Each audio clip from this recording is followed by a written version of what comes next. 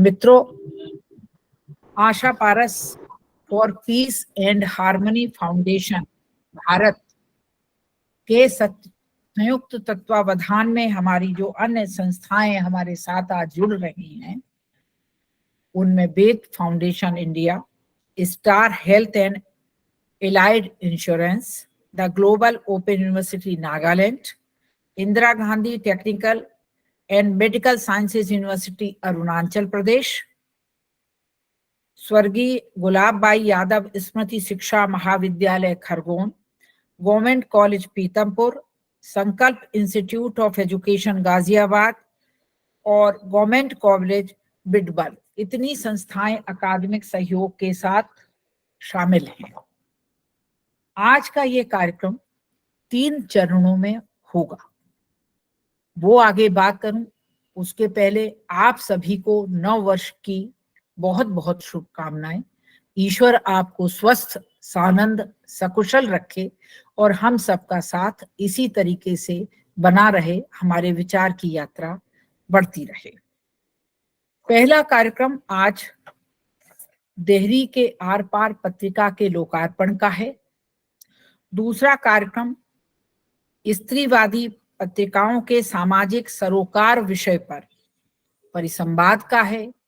और तीसरा कार्यक्रम इस पत्रिका के लिए, Asha Paras for peace and harmony foundation के लिए, इस पत्रिका के संपादक मंडल के लिए और भविष्य में विचारों की रूपरेखा के लिए आप सबकी शुभकामनाओं का है। जो इस पटल पे आ गया उसको जाना मना है, अंत तक आप रहिएगा, क्योंकि मैंने अपने जो मैनेजर हैं उनको ये कह दिया है कि 4 बार वो उपस्थिति को रिकॉर्ड जरूर करें, और जो अंतिम बार में नहीं हुआ उसको मेरा फोन निश्चित तौर पर पहुंचेगा। आज हम प्रथम शिक्षिका श्रीमती सावित्रीबाई फुले के जन्म दिवस के उपलक्ष्य में इस कार्यक्रम को कर रहे हैं। आखिर इसी दिन को क्यों चुना गया, ये विचार का विषय है। हम में से कोई भी सावित्रीबाई फुले से नहीं मिला होगा, देखा नहीं होगा, उनके साथ कोई कार्य नहीं किया होगा, लेकिन व्यक्ति से व्यक्तित्व बनने की जो कहानी सावित्रीबाई फुले ने अपने कार्यों और अपने विचारों से लिखी है, उसी का हम स्मरण करते हैं और सोचते हैं कि ये कार्य कितने प्रभावी रहे होंगे। सावित्रीबाई फुले ने पितृसत्ता और स्त्री विरोधी मान्यताओं को ध्वस्त कर स्त्री मुक्त का परचम लहराया। आप में से बहुत सारे लोग इस बात को नहीं जानते होंगे कि वो क्रांतिकारी कविताओं की कवित्री थी और उन्होंने शिक्षा और उसके साथ अध्यापन का वो मार्ग चुना जिसके माध्यम से वो आगे बढ़ी। आज उसी प्रथम शिक्षिका का जन्म दिवस है। हम सब आशीर्वादित हो रहे हैं उनकी छांव में। और ये जो आज पत्रिका है देहरी के आर पार, ये पत्रिका निश्चित तौर पर उन्हीं विचारों के इर्द गिर्द है। ये पत्रिका जेंडर समता मूलक समाज की स्थापना के लिए प्रतिबद्ध पत्रिका है। सिर्फ नारीवादी नहीं, जेंडर समता मूलक समाज, जिसमें स्त्री पुरुष थर्ड जेंडर प्रकृति समस्त समाहित हैं। और हम चाहते हैं कि सेंसिटाइजेशन से इक्वलिटी, इक्वलिटी से इक्विटी और वीमेन एम्पावरमेंट तक की कहानी हम सब इस पत्रिका के माध्यम से लिखें।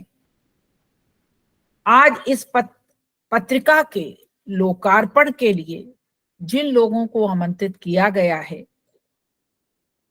उसमें हमारी मां, जिन्हें हम सब अम्मा कहते हैं, श्रीमती कमला देवी मिश्रा है।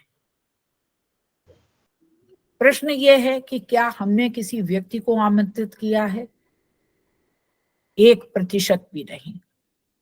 व्यक्ति से व्यक्तित्व तक की जो कहानी है उसका बृहद परिचय देने के लिए मैंने श्रीमती सुनीता आदित्य को आमंत्रित किया है, लेकिन मेरा दायित्व तो चूंकि स्वागत करने का है, इसलिए मैं इस भली भांति इस बात को जानती हूं और समझती हूं कि हमारी अम्मा ने आर्थिक विपन्नता को अपने पति के साथ स्वयं चयनित करके अपनी 5 संतानों के साथ साथ पूरे मोहल्ले में इस तरीके के माहौल को बढ़ाया कि उस गांव की शिक्षा के माध्यम से स्थितियां बदल गई।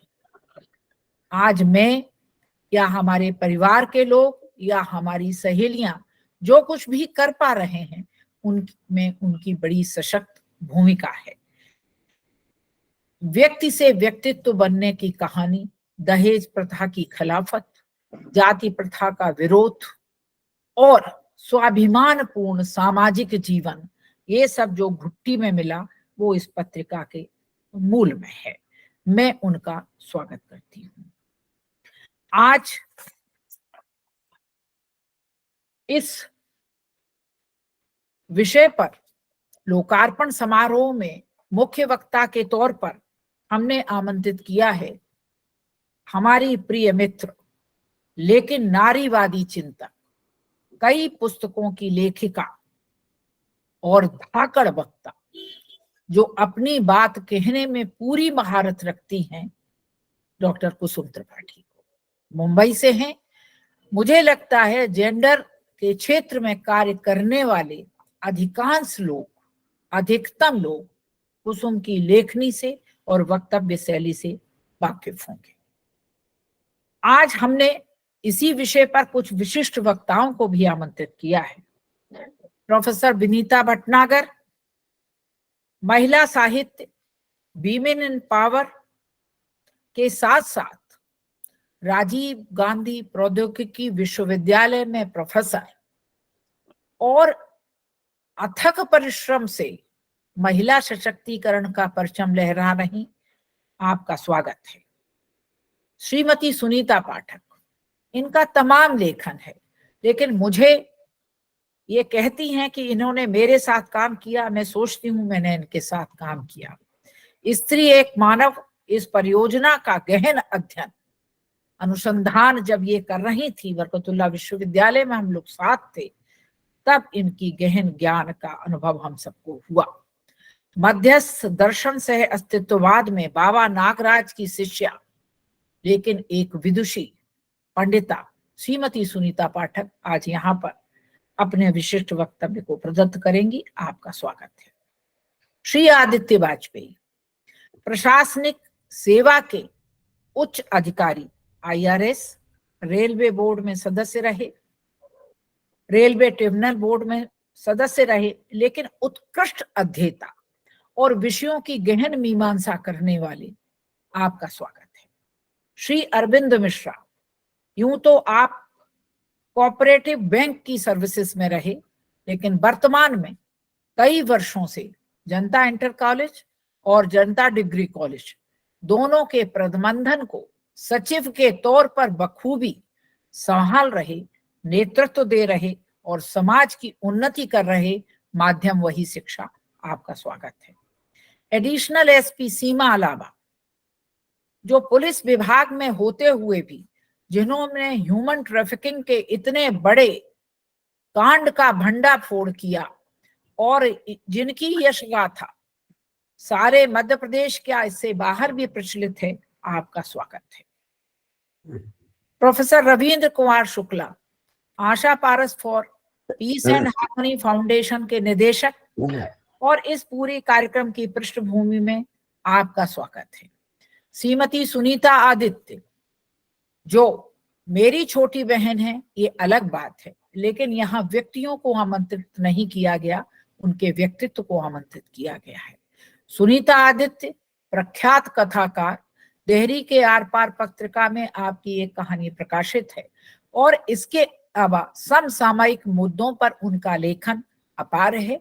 ऐसे वो भी एडमिनिस्ट्रेटिव फाइनेंशियल सर्विसेज में रही, PCS हैं और वर्तमान में लेखन में अहरनिश संलग्न है।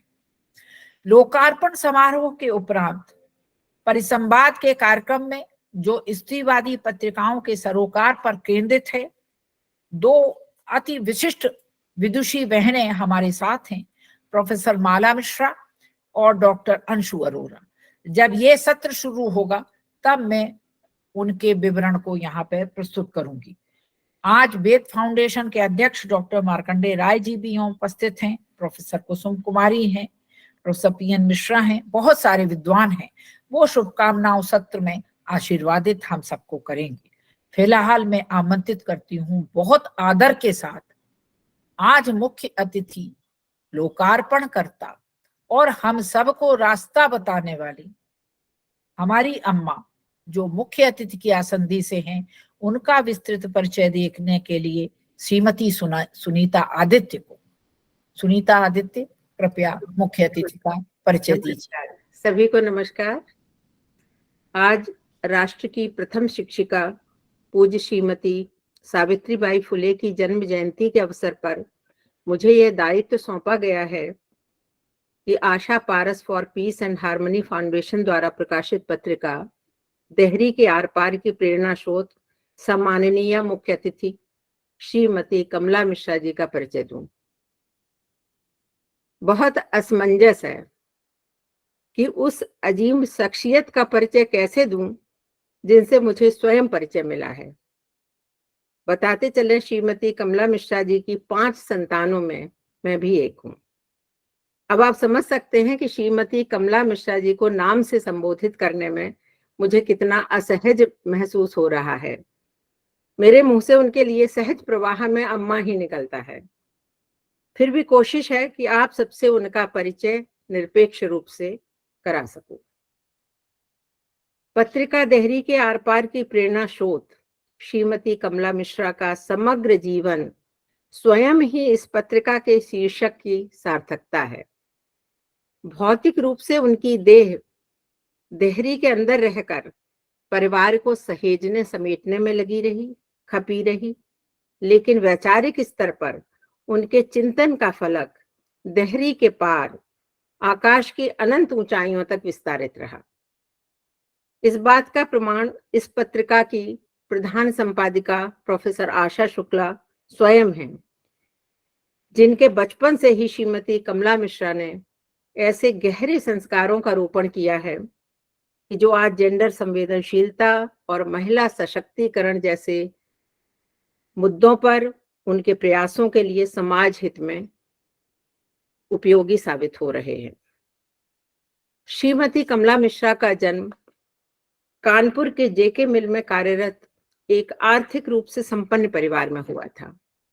प्रखर मेधा के बावजूद तत्कालीन सामाजिक परिवेश की रूढ़ियों के चलते वे सिर्फ कक्षा 4 तक ही औपचारिक शिक्षा पा सकी थी। अम्मा नाना जी की प्रथम संतान थी।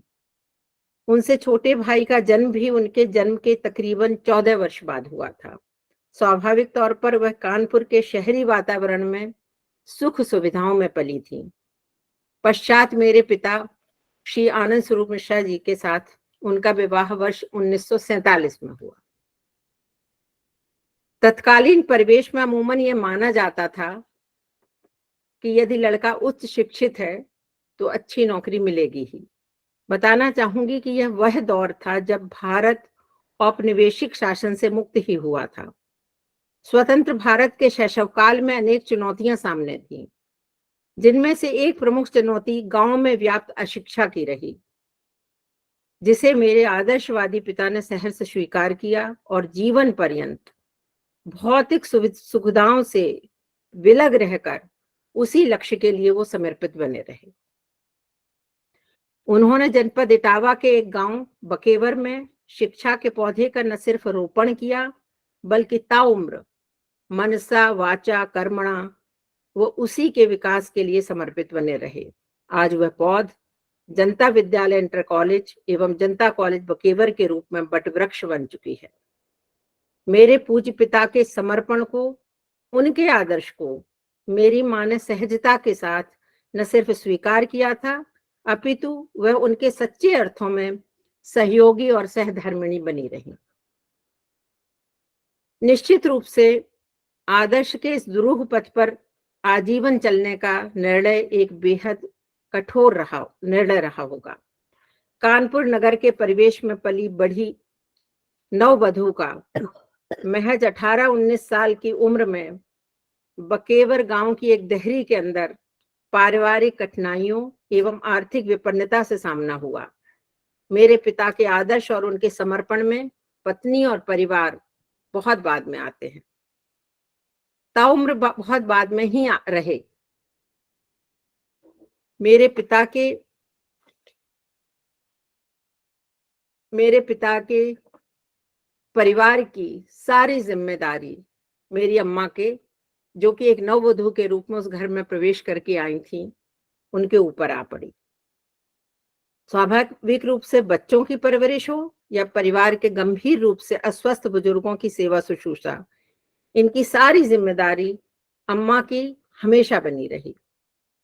अपनी सासू माँ की गंभीर अस्वस्थता के चलते मेरी माँ विवाह के बाद पहली बार, शायद ये बात हम लोगों की कल्पना में भी ना आए कि वह विवाह के बाद पहली बार अपने मायके 2 बच्चों को लेके गई थी। आर्थिक कठिनाइयों के बीच उनका अथक परिश्रम, अपने स्वाभिमान की रक्षा के साथ अपने अबोध बच्चों की परवरिश और उनकी शिक्षा के प्रति सदैव वे सजग बनी रही। देहरी के अंदर रहकर भी वह एक जागरूक मां, समर्पित पत्नी, साथ ही अपनी सीमाओं के अंदर रहते हुए समाज सेवा में भी अपना योगदान देती रही। यह मेरी मां के अहर्निश साधना का ही प्रमाण है कि वे अपने पति के अति व्यस्त सार्वजनिक जीवन के बावजूद उनकी 5 संतानें शिक्षा के उच्चतम मानकों तक पहुंच सकती हैं। मायके की बात तो ये है कि स्वयं देहरी के अंदर रहते हुए उन्होंने अपनी दोनों बेटियों को देहरी के पार उन्मुक्त उड़ान भरने के लिए प्रेरित किया। आज के इस आयोजन में उनकी दोनों बेटियां आप सबसे मुखातिब हैं। मेरे माता पिता शिक्षा के महत्व से भली भांति परिचित थे। वे जानते थे कि शिक्षा ही वो रास्ता है जिसे किसी भी व्यक्ति के व्यक्तित्व को, उसके सर्वोच्च विकास को आगे ले जा सकता है। आसपास के सामाजिक परिवेश में बदलाव व सामाजिक आर्थिक उन्नति भी हो सकती है। इसीलिए उन्होंने अपने 5 बच्चों को कठोर अनुशासन के साथ न सिर्फ पढ़ाया, बल्कि पारिवारिक सामाजिक कार्यों में रुचि व सहभागिता को भी बढ़ाया। अपने पति के संकल्प को मेरी मां ने ही साकार रूप दिया कि बकेवर कॉलेज में पढ़ रहे 2 मेधावी निर्धन छात्रों की शिक्षा सुचारू रूप से चल सके, इसकी पूरी व्यवस्था भी करनी है। इस व्यवस्था में जाति धर्म का आग्रह कभी रहा ही नहीं। अपने बच्चों की तरह वे दोनों छात्र भी परिवार का सदस्य बनकर घर में ही रहते थे। आज जब हम तत्कालीन परिस्थितियों के बारे में सोचते हैं तो सचमुच आश्चर्य मिश्रित एक हर्ष का अनुभव होता है कि इतनी गंभीर विपरीत परिस्थितियों और इतनी गंभीर आर्थिक कठिनाइयों के बावजूद वो ये कैसे संभव कर पाती थी। अपने माता पिता द्वारा विवाह में दिए गए जेवरों को, स्त्री धन का वो सदुपयोग शिक्षा में, वैवाहिक कार्यक्रमों में या बीमारी में बड़ी कुशलता से करती थी। बहुत सीमित साधनों और आर्थिक विपन्नता में वो किस कुशलता से घर को चला रही थी, ये उन्हीं का योगदान रहा। यह एक शारीरिक, मानसिक और भावनात्मक रूप से बहुत कठिन दौर था। निश्चित रूप से इसका प्रभाव उनकी खुद की सेहत पर भी पड़ा, बहुत गंभीर रूप से पड़ा। वे खुद कई गंभीर बीमारियों से ग्रस्त हो गई। उन्होंने सबको अपने संघर्ष पथ का साथी माना। वो घबराई नहीं। लेकिन आप सोचें कि अपने से 14 वर्ष छोटे इकलौते भाई के असमय निधन ने उन्हें किस कदर झंझोड़ के रख दिया, लेकिन वो उस परिस्थिति में भी हिम्मत के साथ खड़ी रहीं और उसी हिम्मत के साथ वो अपनी विधवा भाभी का भी सहारा बन मजबूती से खड़ी रहीं। उनको पढ़ाया, लिखाया, ट्रेनिंग कराई व शिक्षिका के रूप में उन्हें आत्मनिर्भर बनाया। अम्मा आज भी गरीब विधवाओं के लिए, उनके हक के लिए, उनकी सहायता के लिए तत्पर बनी रहती हैं। संघर्षमय जीवन यात्रा में उनकी जिजीविषा इतनी सकारात्मक और प्रबल रही है कि कोरोना काल में जब वैश्विक मानवता कराह रही थी, उन्होंने उस समय लगभग 20-25 साहित्यिक उपन्यासों और कहानी संग्रहों का अध्ययन कर सकारात्मक ऊर्जा को बनाए रखा। अम्मा 96 वर्ष में प्रवेश कर चुकी हैं। जीवन की संध्या में भी वह अपने परिवार के और करीबी आत्मीयजनों से अनवरत जुड़ी रहती हैं। उन सबके मोबाइल नंबर उन्हें जुबानी याद हैं। आंखों की रोशनी मध्यम हो चली है, श्रवण शक्ति भी बहुत क्षीण हो गई है, पर अपनी जिजीविषा के साथ वो आज भी अपने मोबाइल के माध्यम से आशीर्वाद देती हैं, उन सब का मनोबल भी बढ़ाती हैं। मुझे याद है कि इस पत्रिका की मुख्य संपादिका प्रोफेसर आशा शुक्ला, मेरी बड़ी बहन, जब इलाहाबाद विश्वविद्यालय बकेवर से उच्च शिक्षा के लिए जा रही थी, तब गांव के तमाम प्रतिष्ठित लोगों ने अपनी सोच के अनुसार उनको इलाहाबाद न भेजने के लिए मेरे माता पिता को समझाया था। किंतु ये मेरे माता पिता श्रीमती कमला मिश्रा और मेरे स्वर्गीय पिता श्री आनंद स्वरूप मिश्रा जी की अडिगता थी कि उन्होंने तमाम सामाजिक प्रतिबंधों को दरकिनार कर दिया और उन्हें इलाहाबाद विश्वविद्यालय उच्च शिक्षा के लिए भेजा। पश्चात मुझ समेत गांव की तमाम लड़कियां उच्च शिक्षा के लिए पढ़ने बाहर गईं और उनमें से कईयों ने अपने ऊंचे मुकामों को हासिल कर परिवार का नाम भी रोशन किया। मेरे माता पिता कुरीतियों के विरोधी रहे, घोर विरोधी रहे। गंभीर आर्थिक परिस्थितियों के बावजूद 5 संतानें, 2 पुत्रियां और 3 पुत्र, सभी का विवाह बिना दहेज के संपन्न कराया।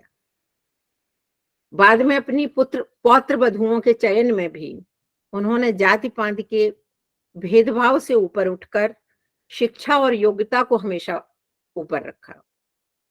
आज प्रथम शिक्षिका सावित्रीबाई फुले के जन्म जयंती के सुप्रसंग पर मैं यह बात पूरी जिम्मेदारी से कहना चाहती हूँ कि यदि मेरी माँ श्रीमती कमला मिश्रा का सहयोग नहीं होता तो न तो मेरे पिता इतनी सहजता के साथ सामाजिक सेवा में अडिग और सहज रूप से बने रहते, ताउम्र बने रहते, और ना ही उनकी संतानें कभी इतनी उच्च शिक्षित हो पाते। पूरे बकेवर गांव की बेटियों की शिक्षा की प्रेरणा स्रोत हमारी अम्मा श्रीमती कमला मिश्रा को मैं सादर प्रणाम करती हूँ और ये स्वीकार करती हूँ कि उनके संघर्षों की प्रत्यक्ष अनुभव करता होने के बाद भी, साक्षी होने के बाद भी मुझ में इतनी सामर्थ्य नहीं है कि उनके इतनी गंभीर संघर्ष को मैं पूरी तरह से आप सबके सामने रख पाऊं, रेखांकित कर पाऊं।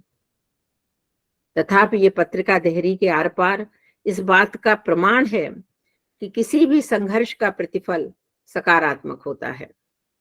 अपनी जननी, अपनी माँ श्रीमती कमला मिश्रा, जो मेरी ही नहीं आज बहुतों की प्रेरणा स्रोत है, को मेरा सादर नमन। अंत में बहुत पहले माँ पर लिखी अपनी कविता की चंद पंक्तियों के साथ मैं उनके परिचय को विराम दूंगी। पथरीली राहों पर चलते जब मुड़कर देखा एक बार, पीछे ख्याल तेरा भी चल रहा था साथ साथ। पीर मन की घटने लगी यक व यक, आंसुओं में माँ का चेहरा जब झांकता है एक बार। ख्वाब में भी थाम लेते हैं वो कमजोर हाथ, जिनकी उंगली पकड़ चलना था हमने एक बार। आप सबको मेरा प्रणाम, अम्मा को प्रणाम, हमारी शुभकामनाएं।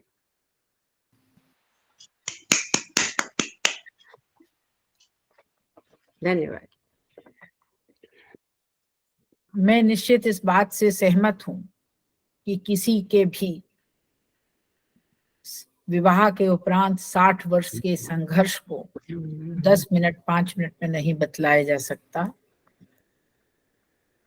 लेकिन मैं फिर दोहराऊंगी, ये व्यक्ति की नहीं, व्यक्तित्व की बात है और प्रेरणा की बात है। अब क्षण है लोकार्पण का। मैं अपनी देहरी के आर पार पत्रिका की ओर से प्रेरणा स्रोत जिनको ये पत्रिका सादर समर्पित है, उनके बारे में जो इस पत्रिका के प्रथम पृष्ठ पे लिखा गया है उसको पढ़ के सुनाती हूँ और उसके बाद लोकार्पण के लिए अनुरोध करती हूँ। हमारी अम्मा, जिन्होंने मेरे पिता स्वर्गीय श्री आनंद स्वरूप मिश्रा द्वारा शिक्षा के लिए आजीवन समर्पण और समाज सेवा के उच्च आदर्श और दुर्गम पथ के स्वैच्छिक चयन को न केवल सहधर्मी के नाते अत्यंत गंभीर आर्थिक विपन्नता के साथ स्वीकारा, अपितु अपने त्याग और तपस्या से हम पांचों भाई बहनों को उच्च शिक्षा के माध्यम से योग्य बनाया, समाज में जिम्मेदार बनाया। अम्मा के अकल्पनीय समर्पण ने मुझे समाज हित में अपने आप को प्रस्तुत करने का संबल दिया, सतत प्रेरणा दी। देहरी के भीतर की मर्यादाओं के साथ देहरी के उस पार के वैश्विक जगत को देखने का, जीने का, संघर्ष करने का और विनम्रता पूर्वक आजीवन मजबूत रीढ़ की हड्डी के साथ ईमानदारी और सिद्धांतों पर अडिग खड़े रहने का, डटे रहने का सबक अम्मा ने ही मुझे घुट्टी में पिलाया। 95 वर्ष की अम्मा हो चुकी हैं। उनकी जिजीविषा आज भी अनुकरणीय है। देहरी के आर पार पत्रिका हमारी अम्मा के अहर्निश संघर्ष के माध्यम से विश्व की उन तमाम माताओं के संघर्षों को सादर समर्पित है, जिन्होंने अपनी बेटियों को सामाजिक कुरीतियों से बचाकर उच्च शिक्षा के माध्यम से वैश्विक पटल पर अपना नाम स्थापित करने के लिए अथक प्रयास किए। अम्मा के इस संघर्ष, अदम्य साहस और अतुलनीय जिजीविषा को शत शत नमन। आपका आशीर्वाद ही हमारी धरोहर है अम्मा। और अब मैं अनुरोध करती हूँ मुख्य अतिथि श्रीमती कमला मिश्रा से देहरी के आर पार पत्रिका का लोकार्पण करने के लिए। आदरणीय अम्मा, कृपया पत्रिका का लोकार्पण करें। मैं इस पत्रिका देहरी के आर पार का लोकार्पण करती हूँ। मेरा आशीर्वाद है आप सब सफल हों, अच्छे काम करें, समाज के हित में लगे रहें, मेरा यही आशीर्वाद है।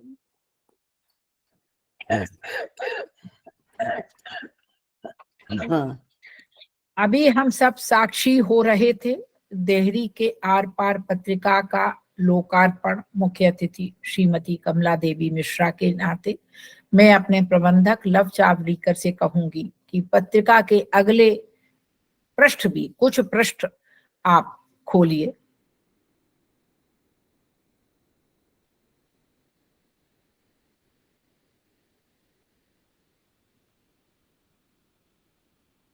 ये शुभकामना संदेश हैं जो हमें पूरे देश से मिले और ये वो अनुक्रम है जो प्रवेशांक में प्रकाशित है। और ये पहला आलेख है जो कुसुम त्रिपाठी और आशा शुक्ला ने मिलकर लिखा है, उपनिवेशवाद, राष्ट्रवाद और जेंडर। और इसी तरीके से ये पत्रिका का सिलसिला आगे चलता रहेगा। बहुत बहुत आभार अम्मा, बहुत बहुत प्रणाम। अब मैं मुख्य वक्ता डॉक्टर कुसुम त्रिपाठी जी को आमंत्रित करती हूँ कि मुख्य अतिथि के आसंदी से वो अपना वक्तव्य प्रदान करें। कुसुम त्रिपाठी। ठीक है। आदरणीय अम्मा जी, प्रोफेसर आशा शुक्ला जी, सुनीता आदित्य जी, प्रोफेसर विनीता भटनागर, सुनीता पाठक जी, आदित्य वाजपेयी जी, अरविंद मिश्रा जी, सीमा अलावा जी और प्रोफेसर रविंद्र शुक्ला जी, सभी को नमस्कार करती हूँ। साथ ही कुसुम कुमारी जी, हमारी कलीग रही कृष्णा जुड़ी है, उन सभी का भी स्वागत करती हूँ। उसके साथ ऑनलाइन जितने भी लोग जुड़े हैं उन सभी को नमस्कार करती हूँ। और अब मैं देहरी के आर पार पत्रिका जो निकाली गई, जो कई महीनों से मेरे और आशा जी के बातचीत का परिणाम है। मैं भोपाल भी गई, 10 दिन उनके साथ रही और फिर पूरा उसका स्वरूप तैयार हुआ। क्योंकि हिंदी में पत्रिकाएं नहीं है, इसलिए हमें बहुत कुछ सोचना पड़ा कि किन विषयों को लोग लें, कैसे कैसे करें। तो आज जो सावित्री बाई फुले के 193 जन्म तिथि के अवसर पर हम इसे निकाल रहे हैं, जिन्होंने गोबर, पत्थर और मानव विष्ट फेंके जाने, अपने ससुर द्वारा घर से निकाल जाने के बावजूद स्त्री शिक्षा जारी रखी और साथ ही दलितों को शिक्षा दिया, स्पृश्यों को शिक्षा दी, और घोर सामाजिक विरोध के बावजूद पेशवा काल में जो हालत थी, हम सभी जानते हैं कि दलितों और स्त्रियों की जो हालत थी वो बद से बदतर थी। ऐसे समय में जो चुनौती भरा काम उन्होंने किया, उसके लिए हम उनको आज याद करते हैं। 1 जनवरी 1848 में उन्होंने पहली बार भिड़े पार्क पुणे में स्कूल खोला और 4 साल के अंदर 18 स्कूल खोल डाले। तो ये जो उनकी चुनौती थी, वो उसको हम नमन करते हैं। साथ ही हम अम्मा जी को समर्पित इस पत्रिका जो किया गया, उसका स्वागत करते हैं और उन्हें भी प्रणाम करते हैं। मैं थोड़ा सा अम्मा जी के बारे में जरूर बोलना चाहूंगी। मेरी मुलाकात भोपाल में आशा जी के घर पर हुई थी उनसे, और उम्र का लिहाज ऐसे कुछ रहा नहीं, जैसे कोई फ्रेंड बात कर रही है उसी तरह से वो मुझसे बातें कर रही थी। और अम्मा जी को मैंने देखा कि वो कभी सावित्रीबाई फुले से मिली नहीं होंगी, हम सभी नहीं मिले हैं, और ना ही शायद उन्होंने नाम सुना होगा। पर जब वो मुझसे बातें कर रही थी तो मुझे ऐसे अनुभव हो रहा था कि सावित्रीबाई फुले से कितना ज्यादा इनका मिला जुला एक कहते हैं कि इनका व्यक्तित्व दिखाई देता है। इसलिए क्योंकि अम्मा जी ने बताया कि किस तरह उनके पति यानी आशा जी के पिताजी ने श्री आनंद स्वरूप मिश्रा जी ने नौकरी छोड़ दी, और नौकरी छोड़कर उन्होंने निर्णय लिया कि वो जनता कॉलेज खोलेंगे। तब उन्हें 5 बच्चे थे, उसकी भी उन्हें परवाह नहीं थी कि बच्चों का लालन पालन पोषण कैसे होगा। ऐसे में अम्मा जी ने बिल्कुल जैसे सावित्रीबाई फुले और महात्मा फुले जो है एक जोड़ी में काम करते थे, ठीक उसी तरह इन्होंने भी, अम्मा जी ने अपने पूरे गहने, यानी एक औरत अपने गहने दे दे बहुत बड़ी बात होती है, उन्होंने पूरे अपने गहने जो उनका स्त्री धन था वो अपने पति को कॉलेज खोलने के लिए दे दिया। तो इस तरह से जो उनका समर्पण था, शिक्षा के प्रति जो समर्पण था, वो सावित्रीबाई फुले के ही कामों को आगे बढ़ा रहा था। तो इस तरह मैं देखती हूँ कि किस तरह उन्होंने इसका त्याग करना, अपनी संपत्ति का त्याग करना, और मैंने उन्हें कभी गहनों में देखा नहीं, जब भी मिली उन्होंने गहने से मोह नहीं रखा। तो ये बहुत बड़ी बात है कि एक स्त्री शिक्षा के लिए समर्पित जो थी, वो उन्होंने पूरे के पूरे अपने जो प्रॉपर्टी है वो दे दी, इसकी परवाह किए बिना कि वो किस तरह अपने जीवन को, अपने परिवार को, अपने बच्चों को की परवरिश करेंगी।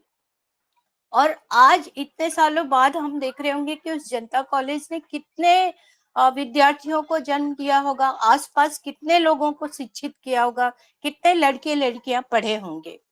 साथ में मैं अम्मा जी के व्यक्तित्व में ये भी देखती हूँ कि उन्होंने किस तरह अपनी बेटियों को यानी शिक्षित किया। यानी बकेवर जैसी जगह जहाँ पे खास ब्राह्मण परिवारों में तो 12, 13, 15 साल की लड़की हुई नहीं कि उसकी शादी हो जाया करती थी, ऐसे में उन्होंने अपनी बेटियों को यानी हॉस्टल में भेजा पढ़ने के लिए, बहुत बड़ी बात थी। तो इस परंपरा को भी उन्होंने तोड़ा कि लड़कियां नहीं पढ़ सकती, या वो अकेले दूर इलाहाबाद जाकर पढ़ाई नहीं कर सकती। लोगों के समझाने बुझाने के बावजूद किस तरह से उन्होंने अपनी बेटी पर विश्वास किया और उन्हें इलाहाबाद विश्वविद्यालय जाकर पढ़ाई के लिए उन्हें पूरी की पूरी छूट दी। और उसका परिणाम ये निकला कि आशा जी जो शिक्षा के क्षेत्र में सर्वोच्च पद वाइस चांसलर तक बनी, इसमें अम्मा जी का बहुत बड़ा योगदान था। दोनों बेटियां ही उनकी बहुत काबिल रही और दोनों ही बहुत ज्यादा पढ़ी, उसके पीछे अम्मा जी का बहुत बड़ा हाथ था, ये मैं देखती हूँ। इतना ही नहीं तो जब उनके पिताजी जो थे उनको ये था, जो सुनीता जी ने बताया भी कि किस तरह से जो एक कहते हैं कि अनटचेबिलिटी, अस्पृश्यता का दौर था, तब ज्यादा कट्टरता थी। ऐसे समय में वो दो विद्यार्थियों को जो पढ़ने में अच्छे होते थे उन्हें अपने घर में रखना, उन्हें अपने साथ खाना खिलाना, ये सब जहां अनटचेबिलिटी इतनी ज्यादा थी वहां पे इन चीजों को तोड़ना, और अम्मा भी उनका साथ दे रही थी, ये बहुत मुश्किल काम होता है। तो जाति पाति की कट्टरता को उन्होंने चुनौती दी। तो दूसरी तरफ हम देखते हैं कि किस तरह फुले दंपति ने भी किस तरह से अस्पृश्य लोगों के लिए भी शिक्षा का केंद्र यानी शिक्षा उनको दी थी। तो ये भी बहुत बड़ी बात है कि एक ब्राह्मण परिवार में जन्म लेने के बावजूद इस चीज को महत्व देना कि जातिवादी की कट्टरता को तोड़ना और उस अपने बच्चों को भी वही संस्कार देना जहाँ पे जाति जैसी चीज कुछ भी नहीं मानी जाती है। तो ये अम्मा जी का मैं एक सावित्रीबाई फुले के साथ तुलना करती हूँ तो पाती हूँ कि इन्होंने भी बहुत ज्यादा उस चीज के लिए, सामाजिक बदलाव के लिए एक चुनौती भरा काम एक ब्राह्मण परिवार की औरत ने किया, ये बहुत बड़ी बात है। आज भी अम्मा जी जो है, मतलब जो दहेज की भी बात है, सावित्रीबाई फुले दहेज के खिलाफ थी, उसका किस तरह से जाने अनजाने अम्मा जी पर भी असर था कि दहेज के खिलाफ वो लगातार आज तक रही। और उन्होंने अपनी बेटियों की शादी या बेटों की शादी या अगले पीढ़ी की भी जब शादी हुई है तो उसमें उनका ये जो संस्कार थे वो हर एक पे पड़े, जबकि सभी के सभी उच्च शिक्षित परिवार है। आज भी अम्मा जी इस उम्र में सकारात्मक है। आज भी उन्हें फोन नंबर याद रहता है। सच कहूं तो मुझे अपना छोड़ किसी का नंबर आज भी याद नहीं रहता है, तो ये बहुत बड़ी बात है। तो इस तरह से हम देखते हैं कि अम्मा जी ने देहरी के आर पार, जो हम अपनी पुस्तक का नाम रखे हैं, तो उसके साथ अगर तुलना करें तो अम्मा जी ने देहरी के अंदर रहकर सामाजिक बदलाव में अपनी बेटियों के माध्यम से कुरीतियों, परंपराओं, प्रथाओं के खिलाफ संघर्ष किया। तो बेटियों ने, अगली पीढ़ी जो थी वो देहरी के बाहर आकर जो काम किए, महत्वपूर्ण काम किए या कर रही हैं, उसमें अम्मा जी की बहुत बड़ी भूमिका रही है। अब मैं थोड़ी सी बात अपनी पत्रिका के बारे में करूंगी कि इसका उद्देश्य या क्यों जरूरत महसूस हुई कि हमें हिंदी में ये स्त्री विषयक पत्रिका निकालनी पड़ी। तो पत्रिका का नाम, यानी नाम के लिए मेरे ख्याल से 2-3 दिन लग गए थे फाइनल करने में कि इसका नाम क्या रखा जाए। और फिर फाइनली देहरी के आर पार, यानी जो कवर पेज दिखाया गया आपको, उससे आप समझ गए होंगे कि वो देहरी के अंदर रहने वाली, और पार यानी जो बाहर निकल गई है, यानी वे सभी औरतें जो घर के अंदर हैं और वो औरतें जो घर के बाहर हैं। तो आज भी हमारे देश में 65 पॉइंट कुछ 46% औरतें जो है वो साक्षर है, बाकी नहीं है।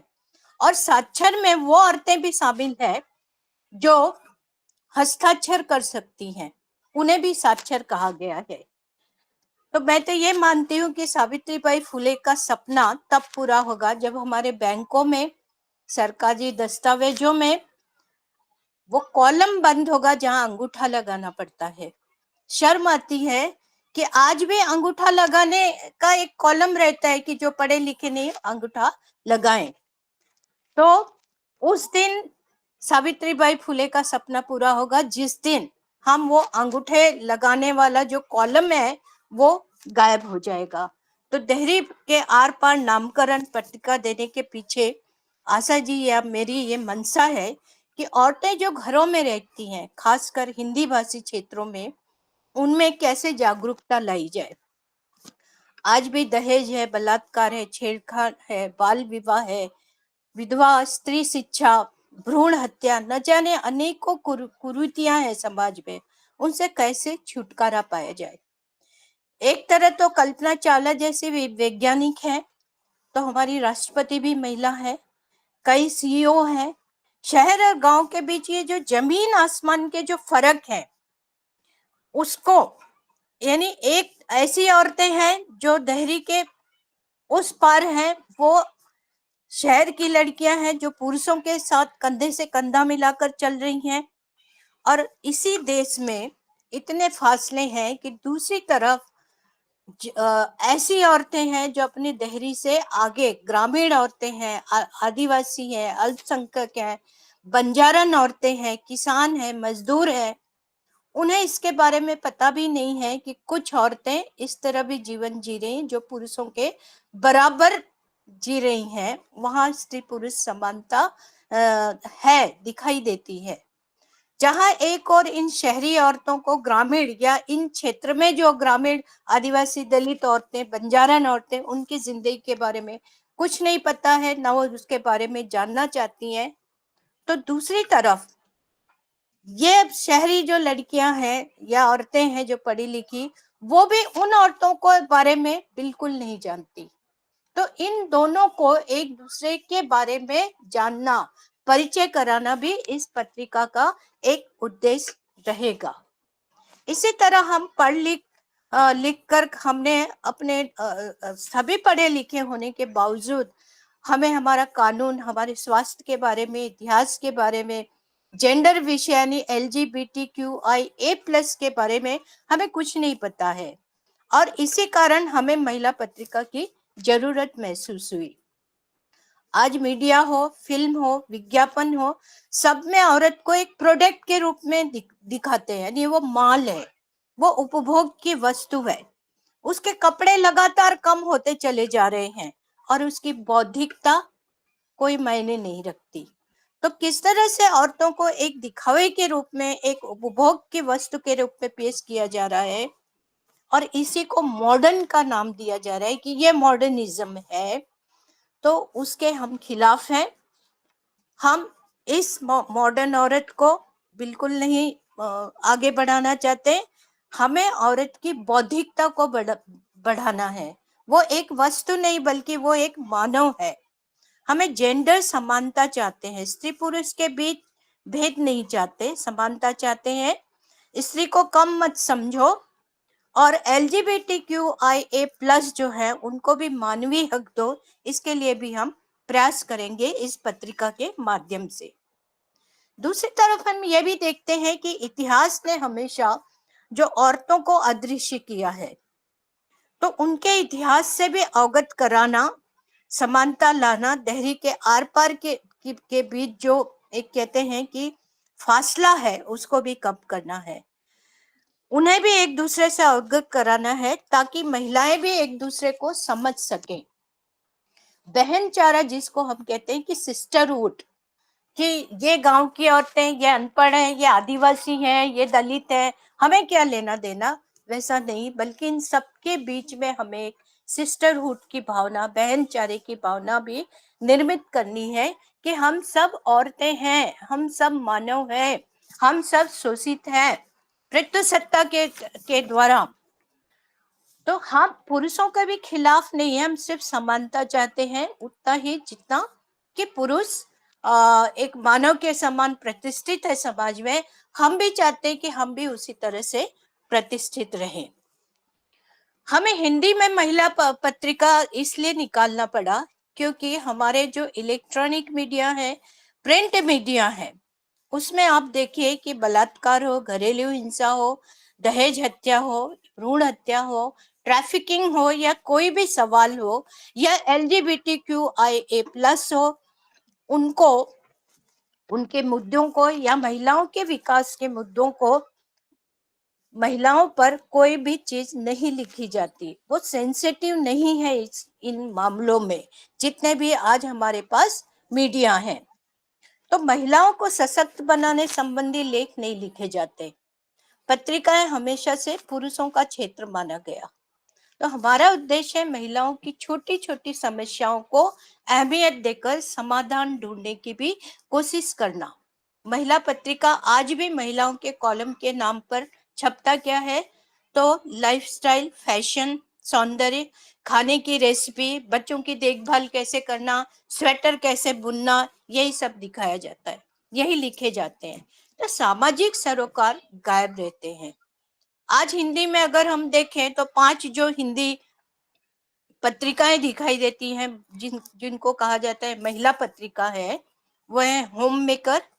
अगर आप देखेंगे होम मेकर में क्या छपता है, सखी है, फेमिना है, वनिता है, मेरी सहेली है। ये 5 जो पत्रिकाएं हैं उनमें अगर हम नजर डालें तो हम पाएंगे कि ये किस तरह के लेख छाप रहे हैं, वो आज के जमाने के अनुसार चल ही नहीं रहे हैं। तो इन्हीं सब के कारण हमें एक कहना पड़ेगा कि हमें जरूरत महसूस हुई कि हम एक ऐसी महिला पत्रिका निकालें जो एक महिलाओं को मानव रूप में स्थापित करने का जो संघर्ष है, जो लड़ाई है, जो समानता की लड़ाई है, जस्टिस की लड़ाई है, वो उसमें दिखाई दे, झलके।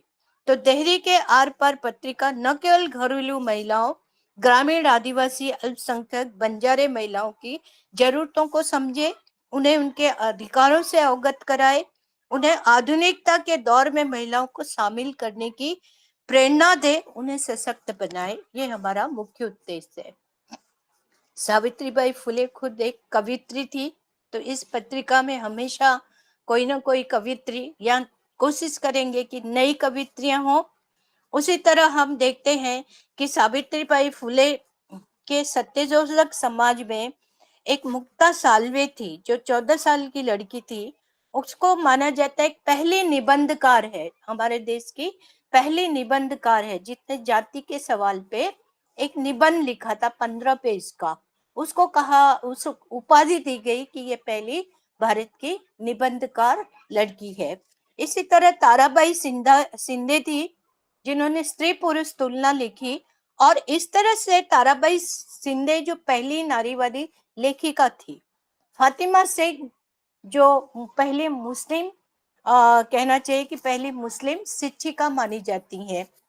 तो इस तरह हम देखते हैं कि बहुत सारे पहले सत्यशोधक समाज ने बहुत सारे जो पहली लेखिका हैं, कवित्री हैं, या निबंधकार हैं, या बहुत सारी चीजों को जन्म दिया है। तो उनके जन्मदिन के अवसर पे हम भी अपनी जो देहरी के उस आर पार का उद्घाटन कर रहे हैं। हम चाहते हैं कि जितने भी लोग जुड़े हैं वो उसमें सहयोग करें। सभी श्रोताओं से ये उम्मीद की जाती है। साथ ही हम महिलाओं को आत्मनिर्भर, आत्मसम्मान से जीने के लिए, उनको एक राह दिखाने के लिए, अपने आप से अवगत कराने के लिए इस पत्रिका की शुरुआत कर रहे हैं। मैं यहीं पे अपनी बात खत्म करती हूँ। धन्यवाद। इस पत्रिका के मूल में रही और इस पत्रिका का कलेबर क्या हो, इसमें कुसुम त्रिपाठी जी की बहुत ही गंभीर भूमिका रही, रामशंकर विद्यार्थी जी की बड़ी भूमिका रही, लव चापरीकर की बड़ी भूमिका रही, सुनीता आदित्य और प्रोफेसर रविंद्र शुक्ला की भूमिका रही। मैं निश्चित तौर पर इन भूमिकाओं को उल्लेख करना चाहूंगी, और पता नहीं कितने लोगों से पूरे देश में इस सब के बारे में संपर्क किया गया, बातचीत की गई कि आखिर इसमें कौन कौन से बिंदु उभर के आए। समय दौड़ रहा है, भावनाएं प्रबल हैं, इच्छाएं प्रबल हैं। समय सीमा को ध्यान रखते हुए अब मैं बहुत ही अपने संक्षिप्त उद्बोधनों के लिए आमंत्रित कर रही हूँ प्रोफेसर विनीता भटनागर।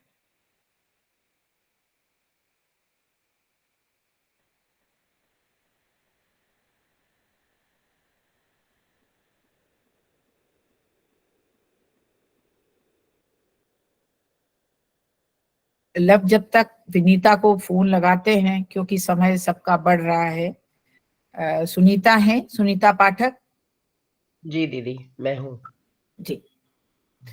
विनीता को फोन लगा दें आप तब तक। आदरणीय सावित्रीबाई फुले जी के जन्म शती के अवसर पर इस कार्यक्रम में सर्वप्रथम मैं उन्हें अपना नमन अर्पित करती हूँ।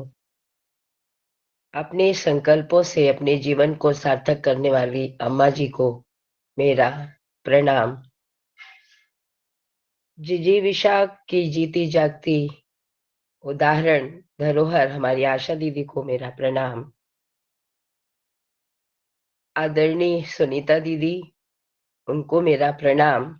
उनके लेखों के माध्यम से मैं उन्हें जानती हूँ। आदरणीय जीजा जी, आदित्य जीजा जी और रविंद्र जीजा जी को, और आशा पारस फाउंडेशन के जो अध्यक्ष है मार्कंडेय सर को, उन्हें भी मेरा नमन। इसके साथ ही हमारे सहवक्ता अरविंद मिश्रा जी जो भैया हैं, उनको भी मेरा नमन, और सीमा अलावा जी को भी मेरा अभिवादन, और कुसुम दीदी जो स्त्री प्रश्नों की बड़ी पैरोकार हैं, उनको भी मेरा अभिवादन। इसके साथ ही आज इस कार्यक्रम की एक नई बात है, वो जो मुझे बहुत आह्लादित करती है, कि अपने बच्चों के द्वारा जब अपने माता पिता के प्रति कृतज्ञता को व्यक्त करने के अवसर को जब सामाजिक उत्सव का रूप दिया जाता है, तो एक बड़ा नवाचार जो है वो दिखाई देता है। और आशा दीदी नवाचारों को गढ़ने की श्रृंखला में एक बहुत उल्लिखित नाम जो है वो जाना जाता है शिक्षा की दुनिया में। और इसको भी मैं देखते हुए बहुत आह्लादित हूँ कि उन्होंने कृतज्ञता को, अपने माता पिता के प्रति कृतज्ञता को एक उत्सव का नाम दिया है। एक बार फिर से आशा दीदी के दृढ़ संकल्पों को देहरी के पार पत्रिका के माध्यम से परिणित होने की कल्पना से ही मन प्रसन्न हो गया। स्त्री सरोकारों उपलब्धियों को मानव सरोकार और मानव उपलब्धियों के रूप में पहचान दिलाने के काम में यह पत्रिका और उसके आलेख और शोध ग्रंथ अवश्य एक महत्व भूमिका का निर्वाह करेंगे, इसका पूरा विश्वास है। देहरे के भीतर की दुनिया जितनी गरिमामय होती है, देहरे के बाहर की दुनिया भी उतनी ही गरिमामय होती है। इसलिए देहरे के भीतर से किए गए कामों को यह जो पत्रिका है उसको जरूर मानव इतिहास में स्वर्णाक्षरों में अंकित कराएगी, इसका भी मुझे पूरा विश्वास है। अम्मा जी के लिए एक कविता मैंने लिखी। जैसा मेरा उनसे व्यक्तिगत परिचय है आशा दीदी के घर पर ही, और उनके व्यक्तित्व को मैं जितना जानती हूँ, कि सुबह सवेरे उठती अम्मा, करती हम सबका सहयोग, ज्यादा से ज्यादा श्रम करती, कम से कम उपभोग। जैसा सुनीता दीदी ने उनके परिचय को पढ़ा, उससे यह कविता सहज ही निश्रित होती है। आशा दीदी के माध्यम से व्यक्तिगत रूप से मैं अम्मा जी को जितना जानती हूँ, अम्मा जी का व्यक्तित्व भारतीय मानस की गरिमा का प्रत्यक्ष रूप है। हम भारतीय मानस की गरिमा को जब स्त्री पुरुष के खेमों में देखते हैं, तब हम मानवीय गरिमा की स्थापना नहीं कर पाते हैं। लेकिन अम्मा जी जैसे व्यक्तित्वों ने अपने संकल्पों से इस प्रकार की गरिमाओं को मानव गरिमा के रूप में स्थापित किया ही है। अम्मा जी ने काल चक्र के प्रवाह को अपने संकल्पों से थाम कर जिस प्रकार से बकेवर की पुण्य भूमि में मानव परंपरा में अपने पद चिन्हों को पिताजी के कदम से कदम मिलाकर छोड़ा है, वह हमेशा सुखद स्मृतियों और प्रेरणाओं का हिस्सा रहेगा। आर्थिक विपन्नता संकट वालों के लिए एक अवसर होता है, इसका प्रमाण है अम्मा जी। हमेशा खिलखिलाती उत्साह से भरी हुई अम्मा जी हम सबके आगमन में जिस प्रकार से प्रतीक्षा करती हुई मिलती थी, वे स्मृतियों में हमारी धरोहर हैं और रहेंगी। उनके व्यक्तित्व में सभी को अपनेपन के साथ संभालने की जो क्षमता है, वो आशा दीदी और सुनीता दीदी और भैया में मैं उनसे मिली हूँ, बहुत कम मिलना हुआ है, लेकिन देखा है। तो इस प्रकार से आशा दीदी के जो काम है उसको मध्य प्रदेश में उनके कामों की बहुत पहचान है और देश भर में उनके कामों की पहचान है। तो आशा दीदी और सुनीता दीदी और भैया के व्यक्तित्वों में अम्मा जी की जो काम के पद चिन्ह है या छाप है वो हमें दिखाई देते हैं। और निश्चित रूप से जो है ये पत्रिका स्त्री सरोकारों को और स्त्री प्रश्नों को मानव सरोकारों की सार्वभौम व्याख्या के साथ उद्धृत करने में सक्षम रहेगी।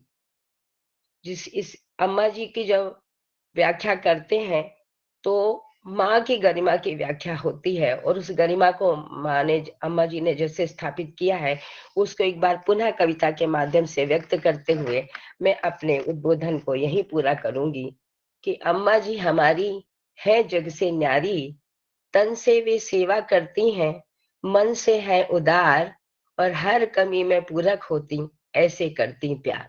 तो ऐसे अम्मा जी को मेरा सादर नमन।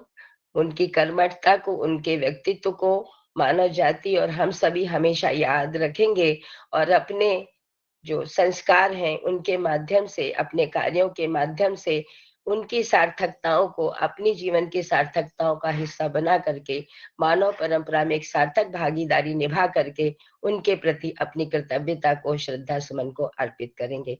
एक बार पुनः अम्मा जी को प्रणाम, और सभा में उपस्थित सभी को मेरा अभिवादन। नमस्कार। धन्यवाद सुनीता, तुम जैसी हो, तुमने लगभग वैसी ही बातें कही और वही अपेक्षित भी होता है। प्रोफेसर विनीता भटनागर ने हमें पुनः ज्वाइन कर लिया है। प्रोफेसर विनीता भटनागर, 2 शब्द कहें। मैं असली में ही 2 शब्द बोलने वाली हूँ। सुनीता के बाद बोलना और कुसुम के बाद बोलना तो और मेरी खास तौर पे इतनी अच्छी हिंदी भी नहीं, लेकिन फिर भी मैं चालू यहाँ से करूंगी कि आशा जी से जब मेरी पहली मुलाकात हुई थी तो मैं स्टेज में बिल्कुल मैंने सुन रखा था इनके बारे में कि बहुत दमदार लेडी आई है, सब डरते भी थे इनसे, तो मैं दूरी ही रखती थी। पर मैं स्टेज में बोल रही थी और किसी कॉन्फ्रेंस में कुछ था तो मैं बोल रही थी, और बड़े रूडली जिसने भी ऑर्गेनाइज किया था उन्होंने मुझे कहा कि अच्छा अब आपकी बात हो गई, आप उतर जाइए।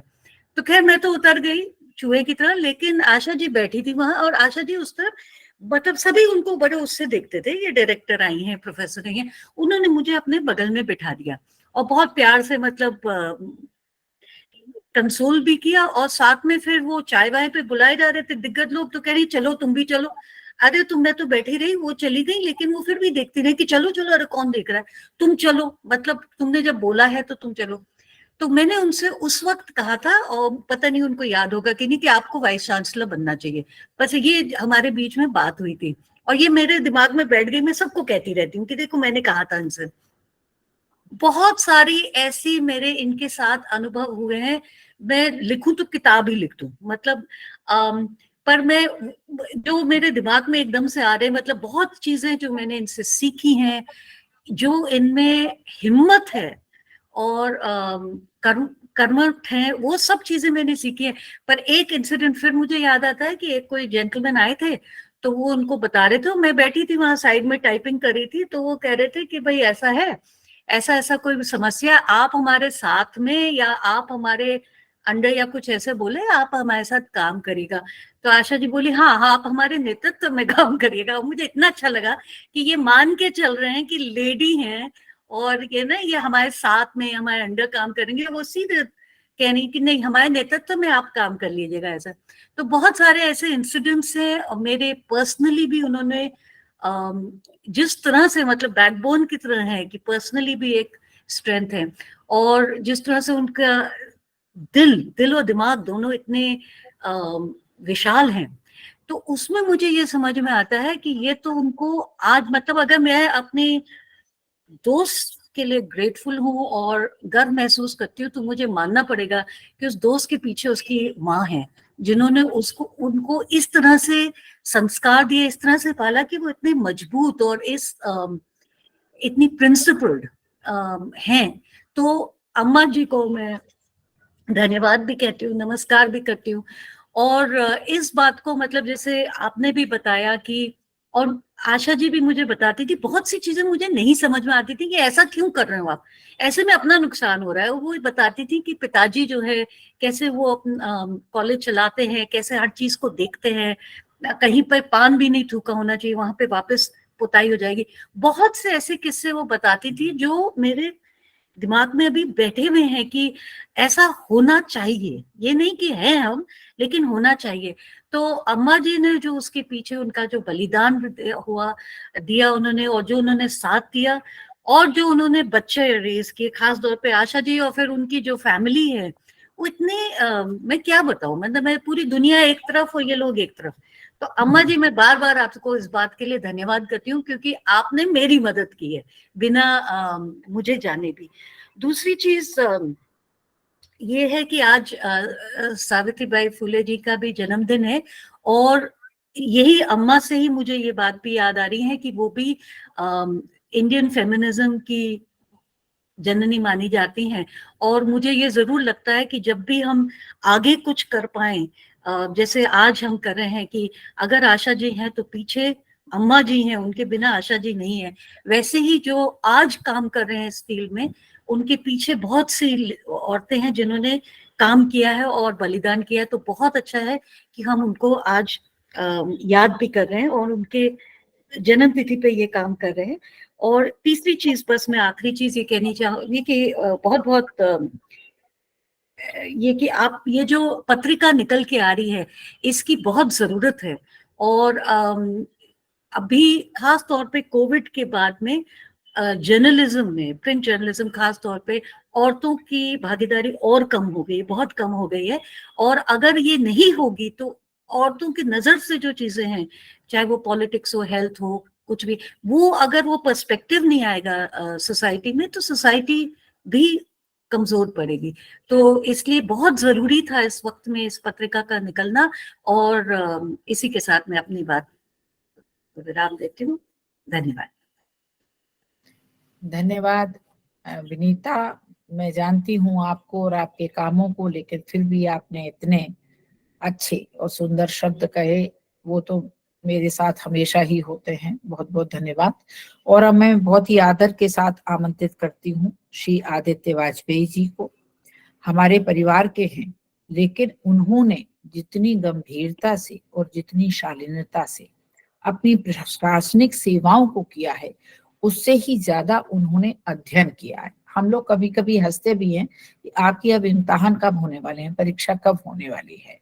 और उस अध्ययन से जो उन्होंने समाज को देने की कोशिश की है, समाज को समझ देने की कोशिश की है, संस्कार देने की कोशिश की है, वो बहुत ही प्रणम्य है। श्री आदित्य वाजपेयी, कृपया 2 शब्द कहें। आप सभी को मेरा सादर नमन और अभिवादन। स्वस्ति पंथामनु चरेम, हम कल्याण मार्ग के पथिक बने। इस मंगल कामना के साथ इस लोकार्पण कार्यक्रम में मुझे कुछ कहने का जो अवसर मिला है, उसके लिए मैं Asha Paras for peace and harmony foundation के प्रति कृतज्ञ हूँ। देहरी के आर पार के मुखपृष्ठ पर इसका उद्घोष अंकित है। जेंडर समता मूलक स्वस्थ समाज की स्थापना हेतु प्रतिबद्ध पत्रिका। यह निस्संदेह समाज के आधे हिस्से अर्थात नारी पक्ष को बाकी आधे हिस्से के समान अधिकार और साथ में अवसर भी उपलब्ध कराने के संकल्प को रेखांकित करता है। यह अभियान भारत में 19वीं सदी के मध्य से आरंभ हुआ था और आज के सामाजिक परिप्रेक्ष्य में तो यह एक बहुआयामी मुद्दा बनकर उभरा है। सन 1881 में घटी एक घटना ने नारी समानता के मुद्दे को भारत में एक नई दिशा दे दी। पुणे वैभव अखबार में एक लेख छपा जिसमें एक जवान ब्राह्मण विधवा पर लगे एक अपराध पर सुनवाई करते हुए अदालत ने उसे मृत्युदंड की सजा सुनाई। महिला पर आरोप यह साबित हुआ था कि उसने अपने अवैध पुत्र का कत्ल कर दिया था ताकि वह लोकापमान से बच सके।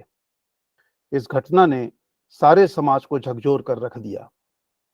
विधवा की कोख से बच्चे का जन्म होना केवल एक व्यक्ति का अपराध नहीं था, पर दंड मिला तो केवल एक को, और वो भी मृत्युदंड। हालांकि आगे चलकर सजा कम कर दी गई और उस महिला को आजीवन निर्वासन झेलना पड़ा। इसके तत्काल बाद इसी घटना के पृष्ठभूमि में 1882 में श्रीमती ताराबाई शिंदे ने एक लंबा लेख लिखा जो एक लघु पत्रिका के रूप में प्रकाशित हुआ, जिसका शीर्षक था स्त्री पुरुष तुलना। इस लेख को भारत में नारीवादी लेखन का प्रस्थान बिंदु कहा जा सकता है। इस लेख में ताराबाई जी ने स्त्री पुरुष असमानता का विस्तृत विश्लेषण किया और आरंभ से ही पुरुष प्रधानता को प्राथमिकता देने वाली प्रवृत्ति की गंभीर और तार्किक आलोचना की। यहाँ तक कि उन्होंने ईश्वरीय नियमों की न्याय संगतता पर भी प्रश्न खड़े किए, जिसका प्रमुख बिंदु था कि स्त्री के पाप क्यों पुरुषों के उन्हीं पापों से बदतर माने जाते हैं। जमाना जरूर बदल गया है, पर यह सवाल अभी भी प्रासंगिक है। मुझे विश्वास है कि इस पत्रिका के माध्यम से आशा पारस फाउंडेशन जेंडर समानता जैसे महत्वपूर्ण विषय पर अपना रचनात्मक योगदान देगा। इसके साथ ही मैं आप सभी का ध्यान भारत के नारीवादी आंदोलन और खास तौर पर स्त्री विमर्श की प्रचलित पत्रिकाओं के संबंध में एक आलोचना की ओर खींचना चाहूंगा, जिसका संकेत प्रमुख वक्ता कुसुम त्रिपाठी जी ने भी किया है। वह यह कि इस विमर्श का फोकस अक्सर प्रिविलेज्ड वुमन अर्थात विशिष्ट महिला समूह पर हो जाता है। सावित्रीबाई फुले और ताराबाई शिंदे जैसी युगांतरकारी नेत्रियों ने वंचित समाज के महिलाओं के बीच काम किया। मैं ये आशा करता हूं कि देहरी के आर पार अपने उद्देश्य की पूर्ति के लिए इस संकेत का ध्यान रखेगी। अंत में मैं अपने वक्तव्य के प्रारंभ में कही गई उक्ति, जो ऋग्वेद के 5वें मंडल का प्रमुख मंत्र का भाग है, उसे पूरा करते हुए फाउंडेशन के प्रति पुनः अपना आभार प्रकट करता हूं। स्वस्ति पंथामनुचरेम सूर्या चंद्रमसा विव पुनर्ददाग्नता जानता समगमेमहि। धन्यवाद। बहुत ही मार्गदर्शन और उच्च उत्कृष्ट अध्येता के अनुरूप दिशाबोध दे रहे थे श्री आदित्य वाजपेयी जी। निश्चित तौर पर यह कार्यक्रम इसीलिए आयोजित है कि भविष्य का पथ भी प्रशस्त हो और रास्ता भी मिलता चले। आपका बहुत बहुत धन्यवाद। अब मैं सादर आमंत्रित करूंगी श्री अरविंद मिश्रा जी को। श्री अरविंद मिश्रा जी हमारे सबसे बड़े भाई हैं और मैं निश्चित तौर पर आज यहाँ पर, क्योंकि ये बहुत समीचीन है, इस बात को रखना चाहूंगी कि जब मैं इलाहाबाद विश्वविद्यालय पढ़ने जा रही थी तो गांव के जो बुजुर्ग वहाँ के वातावरण के अनुकूल हमारे माता पिता को ये कहने आए कि अब आप अपनी बिटिया को ना भेजें, ये उचित नहीं होगा। उस समय दद्दा ने अपनी बहुत सकारात्मक भूमिका और बहुत प्रबलता से कहा कि नहीं, मुझे भी पढ़ने जाना चाहिए, और आप उस समय इलाहाबाद विश्वविद्यालय के विद्यार्थी थे। आदरणीय श्री अरविंद मिश्रा जी, अपने उद्बोधन के लिए। सभी को नमन। Asha Paras for peace and harmony foundation ने ये जो कार्यक्रम आयोजित किया है, इसके लिए बहुत बहुत बधाई। जहां तक देहरी के आर पार की बात है, तो हमारी अम्मा से उसका लोकार्पण कराया गया है, इससे मैं बहुत अभिभूत हुआ। वास्तविकता ये है कि इस परिवार में हमारी दादी ने यहाँ की 4 विधवाओं को पढ़ाया और वो अल्टीमेट नौकरी उस समय पाई। ये हमारी दादी के काल की बात थी। तो इस परिवार की एक परंपरा रही है। उसी ढंग से हमारी माँ ने भी हमारे पिता का पूरा सहयोग किया। अगर हमारी माँ इस ढंग का सहयोग नहीं करती तो मेरे पिता इस ढंग का सामाजिक कार्य नहीं कर पाते कि आज जनता विद्यालय इंटर कॉलेज बकेवर और जनता कॉलेज बकेवर इस ऊंचाई पर पहुंच सके। हम लोग मूल्यों के प्रति भी जो आज प्रतिबद्ध हैं, उसके पृष्ठभूमि में भी हमारे माता पिता का ही योगदान है। जहां तक इस पूरे सब्जेक्ट की बात है, मेरा यह सोच है कि जब हम सतयुग और उस सब की बात करते हैं तो उस समय जो संत हुए, जो सिद्ध पुरुष हुए, वो अपनी धर्म पत्नियों के साथ ही प्रसिद्ध हुए। यह कहां से हुआ कि अकेले अकेले फिर संत होने चालू हो गए। पहले हमेशा गार्गी और इस सब को, जिस को आप देखिए, वशिष्ठ को देखिए तो अपनी पत्नी के साथ हैं, फला अपनी पत्नी के साथ हैं। लेकिन उसके बाद यह जो उपनिवेश काल हमारा हुआ या मुगल काल हमारा हुआ, इस सबसे एक स्त्री में असुरक्षा का भाव आया और हम लोग एक नई दिशा में आध्यात्म को भी ले गए। कर्म सिद्धांत भी हमारा खत्म हो गया, एक जन्म सिद्धांत हमारे यहाँ प्रारंभ हो गया कि हम ब्राह्मण हैं तो हमारा पुत्र भी ब्राह्मण होगा, भले ही हमारा कर्म भले ही अनुसूचित जाति से जुड़ा हुआ हो। सावित्रीबाई फुले ने इस दिशा में एक नई सोच पैदा की। आधुनिक काल का जो संधि काल बन रहा है, हमारे काल का संधि काल बन रहा है उस समय से, और उन्होंने नारीवादी सोच को उभारा। लेकिन उसमें एक केवल नारीवादी सोच का ही प्रश्न नहीं है, उसमें कई मूल तत्व जुड़े हुए हैं कि हमने स्त्री को अपने सास से अलग क्यों किया, उसको छोटा क्यों बनाया। इसी ढंग से हमने शहर और ग्रामीण अंचल में भी शहर को क्यों इंपॉर्टेंस दी और हमने गांव को क्यों उतना महत्व नहीं दिया। आज भी हमारी ये जो सारी चर्चाएं हैं और परिचर्चाएं हैं, ये हम सबके सोचने की बात है कि वो शहरों में तो हो रही हैं लेकिन उनका प्रभाव ग्रामीण अंचल तक उतना नहीं आ रहा है। शासन ने जो कानून भी बनाए उनका सदुपयोग भी कहीं कहीं दुरुपयोग में बदल जा रहा है। यह सब भी हमको सोचने की बात है। जिस दिशा में आदित्य जी ने इशारा भी किया है कि एलीट क्लास एक पैदा हो रहा है नारीवादी सोच के नाम पर, उससे भी हमें हटाना है और आम जन को इससे जोड़ना होगा, तभी हमारी इन पत्रिकाओं का सरोकार ज्यादा बेहतर होगा। मैं केवल इतना ही कहूंगा, आप लोग तो तमाम विद्वज्जन हैं, नारीवादी उस पर बहुत कार्य कर रहे हैं, आप सबका बहुत बहुत आभार है, धन्यवाद है। लेकिन मैं एक बात ही कहूंगा, जो पहुंच चुके हैं मंजिल तक उनको तो नहीं है नाजे सफर, 2 कदम अभी हम चले नहीं, रफ्तार की बातें करते हैं। पुनः आप सबका बहुत बहुत धन्यवाद, आभार, धन्यवाद। बहुत बहुत धन्यवाद। मैं पुनः इस बात को कहना चाहूंगी कि ये सिर्फ नारीवादी पत्रिका नहीं है, ये जेंडर समता मूलक समाज की स्थापना हेतु प्रतिबद्ध पत्रिका है, जो स्त्री और पुरुष के साथ साथ प्रकृति को लेके भी चलने के सामाजिक सरोकारों के प्रति अपने विचार यात्रा को आगे प्रवाहित करेगी। धन्यवाद। और आप आमंत्रित हैं एडिशनल एसपी सीमा अलावा। सीमा अलावा का कार्य क्षेत्र human trafficking, crime against women है, और इस क्षेत्र में अगर सीमा अलावा के बारे में आप गूगल में सर्च करें तो धुआंधार कार्यवाहियां करने में ये जरा भी हिचकिचाती नहीं है। वो बात अलग है कि हमें इनसे बहुत कुछ सीखने का अवसर प्राप्त होता रहता है, और परसों ये डॉक्टर सीमा अलावा हो जाएंगी, इसकी भी शुभकामनाएं सारा मंच आपको दे रहा है। आमंत्रित हैं एडिशनल एसपी सीमा अलावा। जी मैम, बहुत बहुत नमस्कार, बहुत बहुत धन्यवाद। आपने ना मुझे मौका दिया सबसे बात करने के लिए। मैं सबसे पहले ना नमस्कार करती हूँ अम्मा जी को कि ना उनके कारण हम आशा मैम से मिल पाए, और अब हमारी अम्मा तो हमारी आशा मैम ही हैं, क्योंकि हम उन्हीं को देखे हैं, उन्हीं को सीखे हैं, उनको देख के ही आगे बढ़े हैं। अब आज बात करते हैं, जैसे कि आज इस पत्रिका का देहरी के आर पार का जो विमोचन है, सावित्रीबाई फुले को याद करते हैं। अब हमने उन्हें, जैसा सब बता रहे थे कि हमने उन्हें देखा नहीं है, लेकिन हम उनके काम को जानते हैं। आज हमको उनको याद इसीलिए कर रहे हैं क्योंकि उनका काम हमारे बीच में है।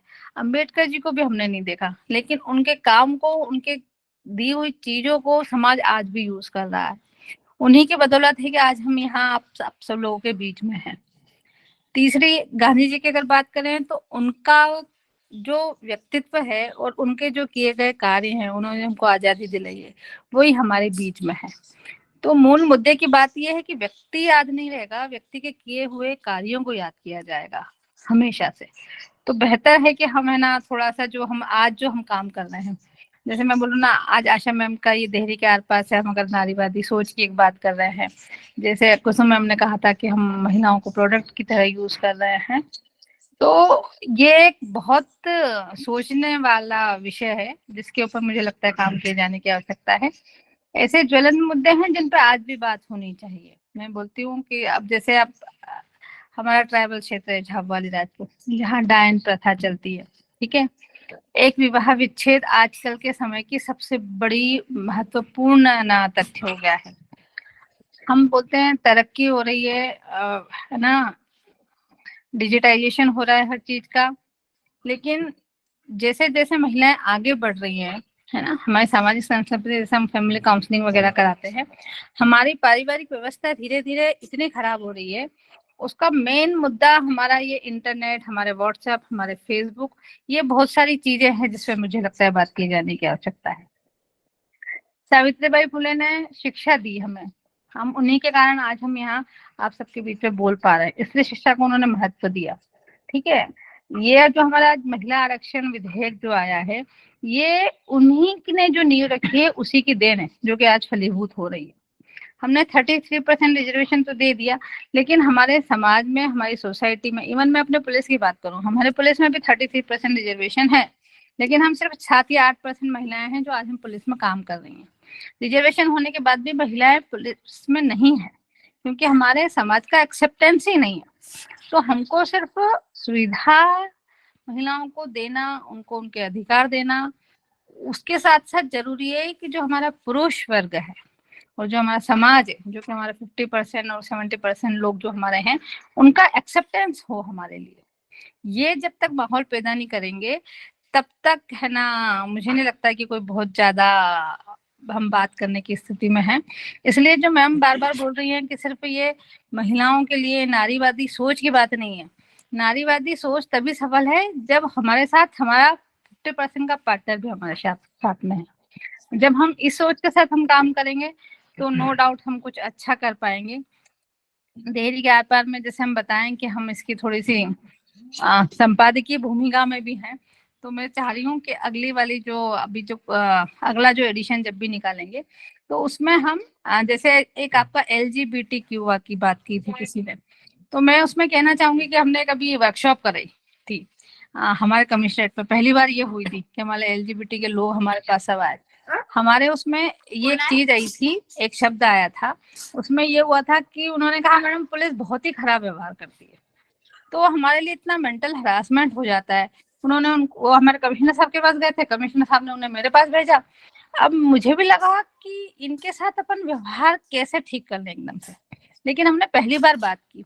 हमारे पास अगर LGBT की बात करें तो चूंकि ये तो पढ़ा लिखा वर्ग है आज इस वर्कशॉप में, लेकिन एक नॉर्मल जनता सिर्फ उनको थर्ड जेंडर के अलावा उसको कुछ समझती नहीं, जो बोलते हैं उनके प्रति संवेदनशील ही नहीं है।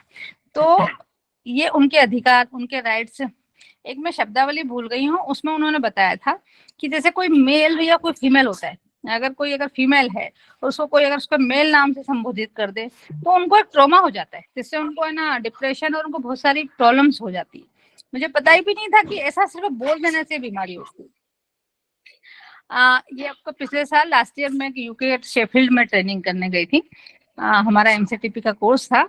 वहां पर जो यूनिवर्सिटी थी तो वहाँ कुछ टीचर्स से बात हुई, तो उन्होंने ये कहा कि हमारे यहाँ बहुत सारा प्रॉब्लम होता है। अगर हमारे बच्चा कोई बोल देता है कि हम डिप्रेशन में हैं तो कोई भी टीचर्स उसके साथ जबरदस्ती किसी भी चीज के लिए उसको बाध्य नहीं कर सकता क्लास अटेंड करने के लिए, जबकि हमारे हिंदुस्तान में ऐसा कुछ नहीं है।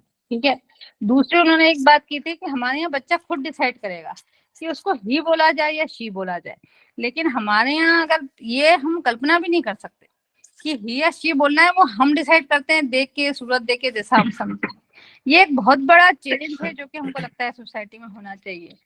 इवन मैं आपको बताऊं, जो जैसे मैं झावा अलीराजपुर में जहाँ काम किया ट्राइबल क्षेत्र में, वहां भी महिलाओं की बहुत सारी ऐसी कुरीतियां हैं जिन पे बात की जानी चाहिए।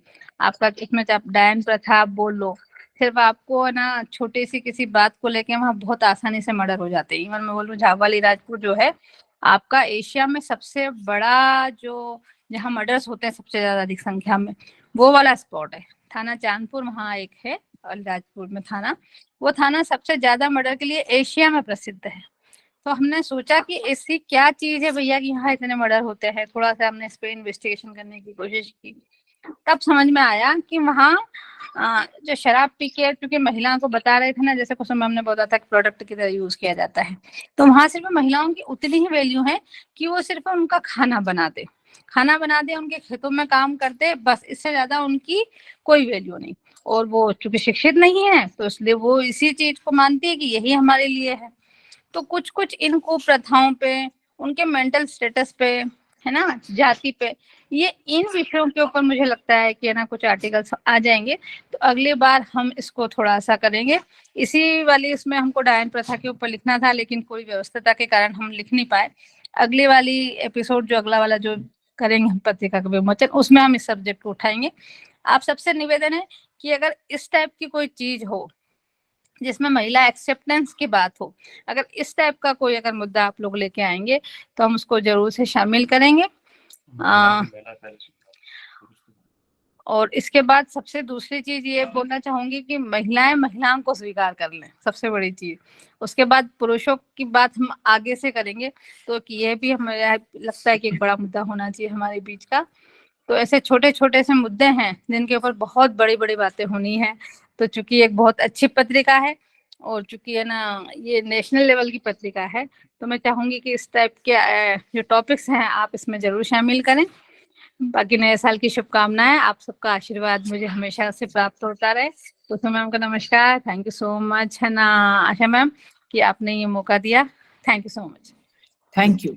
इस पत्रिका में अभी हम लोगों ने जो आयाम रखे हैं, जो स्तंभ रखे हैं, उनमें है स्त्री आंदोलन, आदिवासी अंचल से, महिला मुद्दे, परंपरा बनाम कुरीतियां, वैश्विक परिदृश्य और स्त्री, लोक साहित्य, कहानी, साक्षात्कार और व्यंग, जेंडर एवं स्वास्थ्य, कानून और कुछ आलोक, साथ में एक धरोहर। इनमें बदलाव होगा, इनमें परिवर्तन होगा, चीजें आगे बढ़ेंगी। बहुत बहुत धन्यवाद सीमा। और अब लोकार्पण सत्र के आभार प्रदर्शन के लिए आमंत्रित हैं Asha Paras foundation for peace and harmony के निदेशक प्रोफेसर रविंद्र शुक्ला जी।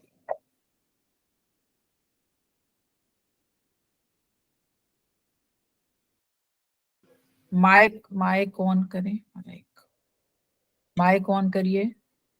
सभी को बहुत बहुत नमस्कार। आज प्रथम शिक्षिका माता सावित्रीबाई फुले के जन्म दिवस को इससे बेहतर तरीके से आयोजित किया ही नहीं जा सकता था, क्योंकि देहरी के आर पार पत्रिका इन्हीं वैचारिक प्रवाहों के केंद्र में है।